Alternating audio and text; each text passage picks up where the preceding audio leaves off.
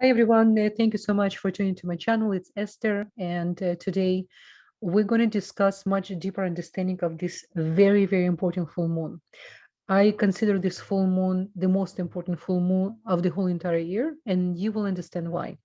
But in order for us to connect to this energy, tremendous energy and cosmic opening, without knowledge, without understanding why this full moon is so important, we can't fully connect. So the energy just can be, passing by, and we cannot claim and tune in to the blessing of the day.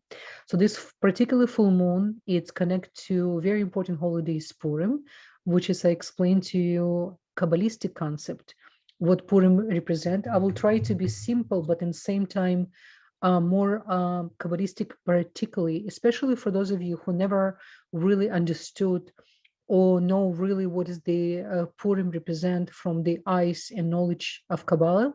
I think this video going to be very sourceful and beneficial for you. But before we're going to talk about Purim, which is going to happen 16, March 16 night, March 16. And if you guys never hear the Megillat Esther, the story of Esther, which is the code, an extremely important explanation and connection to the energy of Mashiach, the final redemption. If possible for you, you can actually do online with the Kabbalah Center. I can put link down. I'm not sure how much it's cost. I think it's very symbolic cost. Or if you're already a member of Kabbalah Center, so you're probably aware of the streaming. It's going to be a live streaming, and you can hear Megillat Esther on Wednesday night, and then the second time we need to hear twice.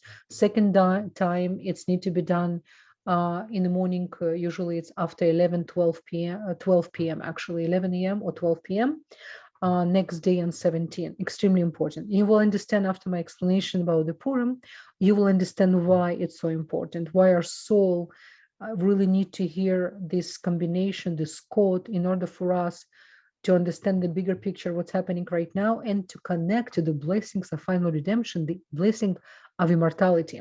Now, if you look at, I put in front of you the chart of the March 17, and the March 17, which is the full moon, is going to happen on 18. You can see the full moon, the moon getting the full, it's in Leo, but really on 18, the full moon actually it's going to be in Virgo in 7 degree. And it's really important about this particular full moon. Of course, it's the Purim, and of course we do have the combination of very important. We have we have a sun, but we do have Neptune. We do connect into the partially the energy of the Neptune as well, because Neptune is actually touching the Pisces. Okay, so this full moon, it's very mystical full moon. It's the full moon with understanding of higher knowledge. It's really, really important to study on this particular full moon and to connect to this energy force. Okay, and of course, there's so much going to happen this week and week to come. We're going to have two lunar nodes that will be changing the positions, and I'm creating completely separate video on that. I'm going to provide you with a lot of information, Kabbalistic information about lunar nodes, and for each particular sign of the moon, you're going to receive the mystical combination of the 72 names of God, which is connected to your particular sign and can help you to connect to this cosmic energy even more. Okay, so let's understand what is the really Purim, what is the energy in the Purim. And it is very important to appreciate the type of light that available on Purim. Without appreciation and knowledge, as I said, we cannot really fully connect and claim this energy. So the explanation and little bit technical things I'm gonna share with you guys, the more clarity we have about the spiritual process, that it's accurate, and now the more light we will connect to, like I said before. So let me just change the screen share, and I do have for you the tree of life. Okay, so which is really important. You can see we do have 10 spherot, And in the gate of meditation, Avraf Isaac Luria, the Ariya Kadosh, one of my favorite tzaddikim, who gave us, he used to live, remember I mentioned him many times in my previous videos. Maybe I will make one video just on Ariya Kadosh, so can give you a little bit about his life, why he was one of the greatest Kabbalists ever left in humanity, was in 16th century, and he revealed a lot of so to say, heavy and complicated information for more layman, more simple way. So in one of his books, which is called Gate of Meditation, Ariya Kadosh explained, and there's a 5 grouping with the 10 Sfirot. So the Sphira emanate of the tree of life reality. So we have a 3 upper Sfirot. You can see, look at my arrow, right? We have a Keter, we have Bina, we have Chokhmah. Then we have Malchut. The Malchut is the elimination, the world we live in, and it represents feminine side as well. And then we have a Zeranpin, which is those, Sphirot over here. They always start the dot. It's really between. It's the intermediate between 3 Sphirot of Keter, Bina, and Chokhmah. Then we have a dot, which is intermediate between Chesed, Gvura, Tiferet, Netzach, Hod, and Yesod. So this is really important, and it's really important. It's connected actually to Purim big time. So the elimination of the life, the 3 upper Sfirot, as I mentioned, Keter, Chokhmah, they represent the upper level, supernal father, okay? And Binah, supernal mother, the feminine side of the creator. Then the next 6 Sfirot, the Chesed, like I mentioned for you, they combine together and they form energetical force, which is Kabbalist called Zeranpin. And I did mention in my previous videos as well. So the terminology, and especially if you study Kabbalah, you're already familiar. If not, it's something new to you. Just stick around and see. Maybe you can at least pick up some information. It will make sense to you, and you can get a little bit more awareness about super important upcoming event, cosmic event, which is happened only once a year. So we have the low Sfirot, Malchut, and the Malchut, as I mentioned, it represents our physical world. We interact with the 2 low levels, Zeranpin and Malchut. This is basically 2 levels we interact most of the time, which have 2 basic positions. Each they can be face to face, or they can do opposition, and they revealed the most light when they face to face, or they can be back to back, where the least amount of light is revealed, which is when we going through the hard time, when we disconnect from the light of creator, when things suddenly in a chaotic way and we don't really make sense, we feel then we don't really connect to the bigger picture, we only feel chaos and pain. This is when those 2 energetical force back to each other. So the Ariya Kadosh tell us that whenever people are forced into exile, and what is the exile? Every time when we're not connected to our soul, we already exist in an energy of exile. And Zeranpin and Malchut, in this case, they start to appear to themselves back to back. So the Ariya Kadosh explained to us and teaching us that the whole story of Purim, and the Purim, we have 2 main characters on the positive side. It's the Mordechai and Esther. Then we have a king, Ahashverosh, and we have Haman, which is occurred during the 70 years. The story actually happened after the 70 years of Israelites exile in Babylon. So during this time of darkness, Zeranpin and Malchut stood back to each other. Okay, so stay with me. So the time of the exile when Israelites was in Babylon, in Persia, it was exactly the 70 years of the exile of Babylon.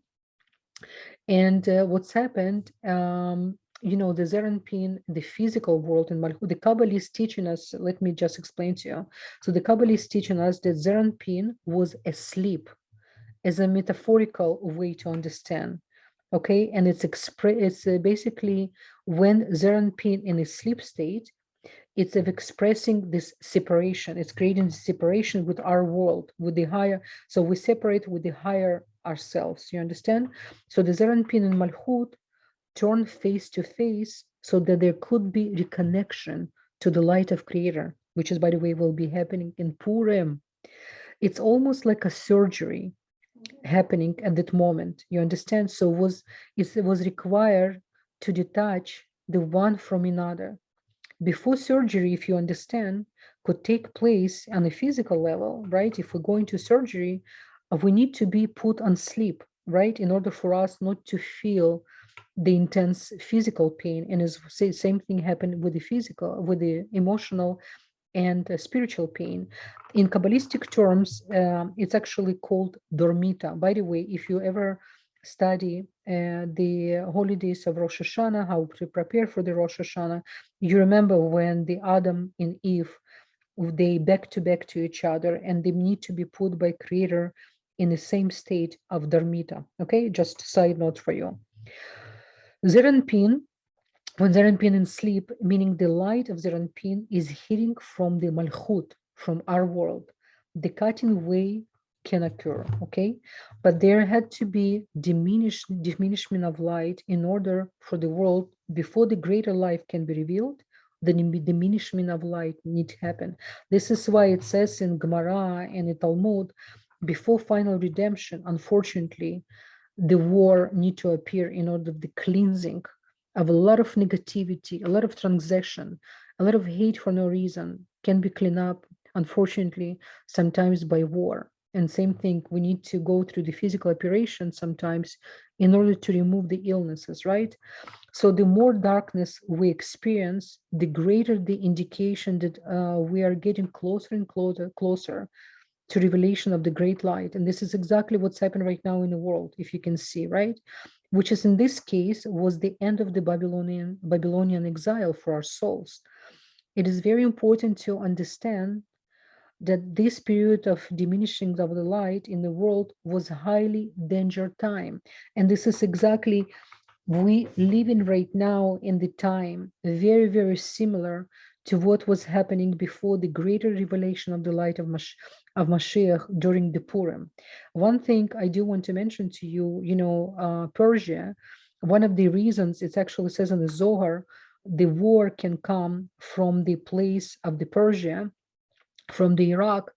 It's actually Purim. When Purim happening there, the greatest life of immortality, because of the unity, was created there. This is why a lot of Persian people, they have such an amazing energy and intense energy of the desire to receive for the same time, because they all experiences, not just Israelites, everyone who was there in Persia, including the Persian people, they experience this tremendous light. And don't forget, all of us who went through so many incarnations, many of us who have a desire to study Kabbalah, to study higher knowledge, to understand the light of Creator in such an intense level, and study the Torah and Zohar, we, our souls connect to the energy of to be Israelite souls. Okay, so just to make so you don't have to be Jewish to receive this knowledge and to benefit from it. It's absolutely was corrupted through the century, and it's cannot be continued this way, because now everything's so revealed, and we see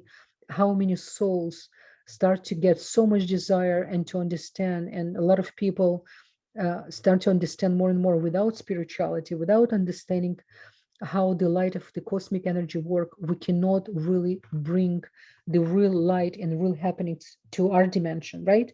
So come back to the Purim story. So the Haman, the bad guy, so to say, but we cannot, without this type of energy, we cannot reveal light either, right? So Haman intended to take inventions of this situation. He knew the Israelites was going through the hard times. So Haman was not only evil person in this story, in this particular moment and in history, but he was also very, very wise one. Okay, it's remind you of somebody what's happening right now in the world. So his soul and the souls of his children literally came from the dark place. It's called klipot. Is the shelves, so like a negative shells, which is capture and being surround our light. Okay, so his knowledge, by the way, he was really knowledgeable in astrology, Haman. So he understood. You understand. So even what's happened now, the big leaders of the world, they all use an astrology. They all using astrologers as well. because they know the power of the stars if you know how to manipulate, unfortunately. But we're going to learn more about this right now. So he understood what was taking place in upper world. Okay, so Haman saw then this. Uh, Let me see. I make notes for myself. Yes, the Haman saw that this was an opportunity, time to inflict damage and darkness upon the Israelites. Okay, so because he knew the combination of the stars, and he knew the Israelites at the time not in complete unity, he knew this is the time to go and strike them. To go this because this is what make us weak when we're not in unity, when we're not supporting each other. This is exactly when the other side loves to come in to strike us. Same thing with our cells in our body. We all have cancer cells, but not each of us have to go through the cancer. It's when the separation, unhappiness happen inside of our body.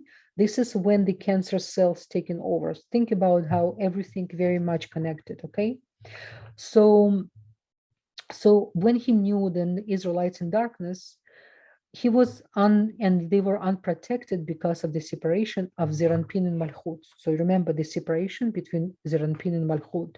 So to ensure the Israelites will lose in this battle, Haman convinced the king at the time, he was named Ahasuerus in Persia. He was really told Haman told Ahasuerus that the nations the god was sleeping. This is exactly what he said in Megillat Esther.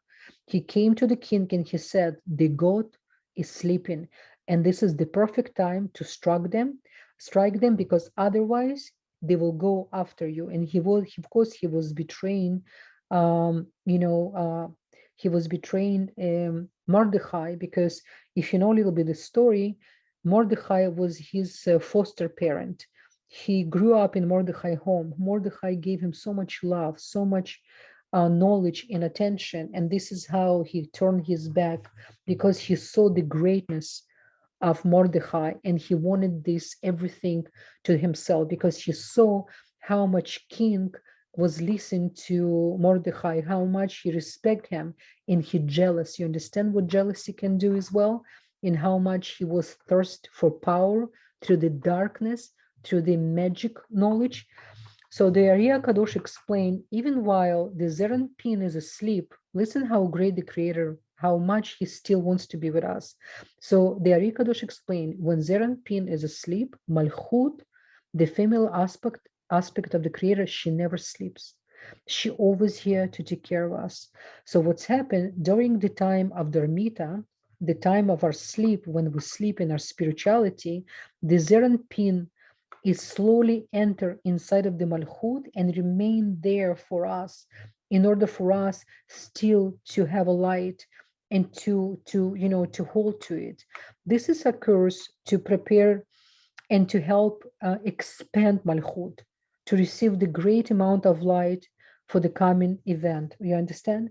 So the source of light in the upper world, if we understand a little bit the upper world, the Zeran Pin, was in sleep. So Mordechai represent the aspect of the physical world of Malchut, but the positive physical world of Malchut. So Mordechai, he wasn't just human being. He was representing at the time when all of us was in darkness. This is why it's really important for us to connect to tzaddikim, to connect to the righteous, to understand the righteous, the work they do, the energy they keep here for us, the holding this energy for us in order for us to continue at work, especially in the darkness moment, the moments when it's hard for us to see the positivity. This is when we need to understand there's a lot of light sitting and waiting for us. Very, very important. By the way, Haman's wife was also great sorceress. She was like a black magician as well. And together, they plotted in order to organize and start to speak Lashon Hara, like a evil speech against Mordechai, in order to end the connection of the light. They really wanted to diminish his light in order for their magic to take over. Okay, if this plan, God forbid, will succeed, it will be the greatest disaster for the humanity. So The only connection to the world of light, and this time was through Mordechai. So Mordechai was, so to say, keeping the space for us. Okay. So what do we really understand in Kabbalistic terms, Mordechai was the vessel into which light of upper world what could flow. Okay, he was the vessel built in our desires, in our certainty. So this is why when you will be listening to Magillat Esther, you're going to listen to the story of Purim. It's not just any story, by any holidays, then we just simply can celebrate. No, this is the only holiday will remain when final redemption comes. Let me repeat again, guys. When final redemption, Mashiach will come. What is the Mashiach? What is the final redemption in nutshell? It's when the collective consciousness of humanity will come to the place, to the higher understanding who we are, what is really our soul. We're going to see everything will be revealed to us, our past, our present, everything. The world of angels will be revealed to us. It's going to be resurrection of the dead, B'chiat Amitim. And the only holiday will remain, it will be the holiday of Purim. Can you imagine? It's unbelievable. This is really beautiful concept. Azariah Kadosh, and by the way, Rav Ashlag is well explained in 10 luminous emanation, the study of the 10 Sfirot. There's a level of being called Yuli. In Hebrew, it's called Yuli, right? It's almost like connecting to the months of July, Yuli, in which things exist before they become manifest, okay? Because in the upper level, there's a things exist before they can come here to manifest in our physical level. The only way to really change things is to take them back to this primer state. So we need to connect to the seed level of things. In other words, anything we want to change in our life, or we want to deal with any difficult situation, the Purim teaching us we have to connect to the purity, to the moment of creation. It's almost like, I will give you example. Mordechai still didn't give up on Haman, by the way, because this is why Esther invited him for dinner, because she wanted to do surgery in his soul. Let me give you example. Let's say you have golden and silver money. So how they became, you need to melt the gold, or you melt the silver, and you can reshape. So this is what Esther did with Haman.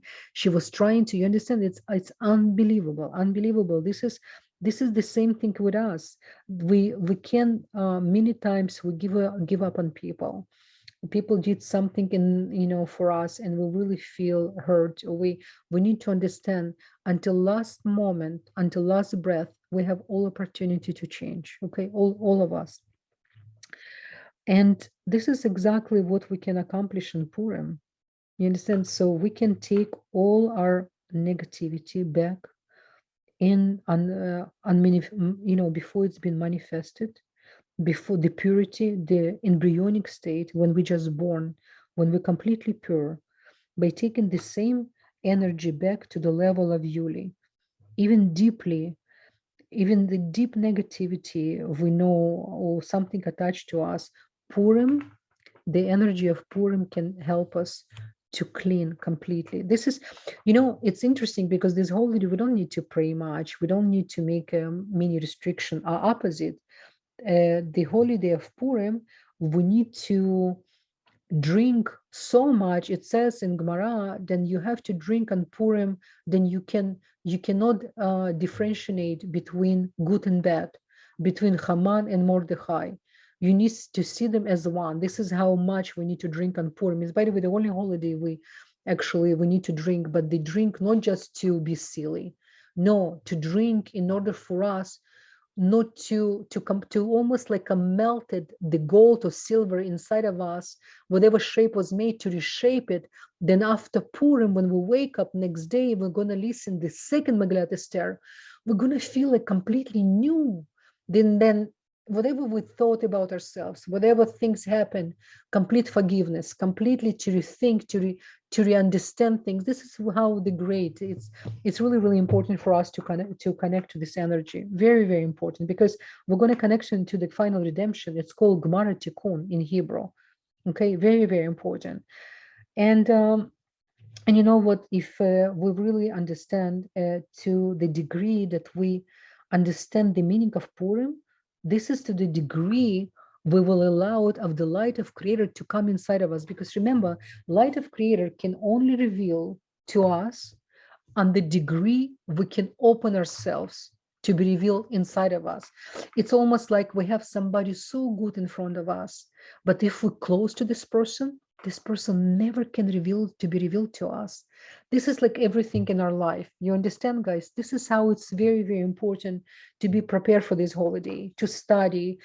And you know, we another thing about attributes of this holiday, we choose certain costume, a certain mask, which is we transform ourselves to that force of energy to be somebody else, to understand, almost to see ourselves from outside, like a movie director, like a creator, you know, not to be too much involved in so many things. Okay, so this is in a nutshell, so to say, you know, Purim, we can talk so much about Purim. We can, there's so many books, there's so many, you know, righteous people wrote about this holiday, because this is the holiday we came, our souls came to this world, we create the earth with Torah in order to eventually, through the Torah, through the living according to the Torah, because remember, it's not just some religious book, some Bible, it's the life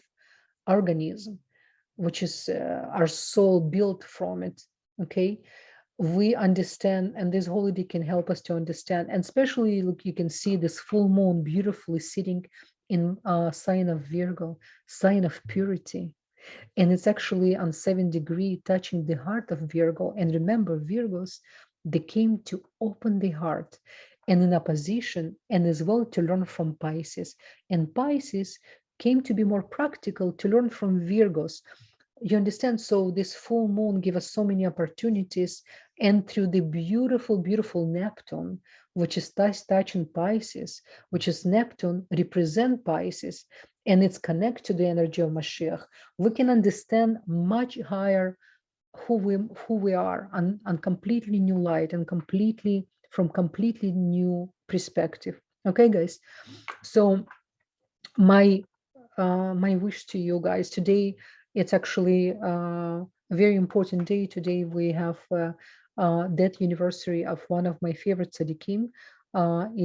His name Chida, abbreviation of Chaim Yosef David Azulai. It's one of the greatest Kabbalists lived, and I wanted to mention his name because it's my Hebrew birthday today as well. So it says when you have your Hebrew birthday, you have opportunity to send many blessings to other people, because your soul choose this particular day, so you do have, so to say, more extra blessings on that day. So I want to wish you guys many blessings, for us to unite, not to see separation, not to always to feel other person pain and where he's coming from, and not just to hear ourselves and to bring our agenda.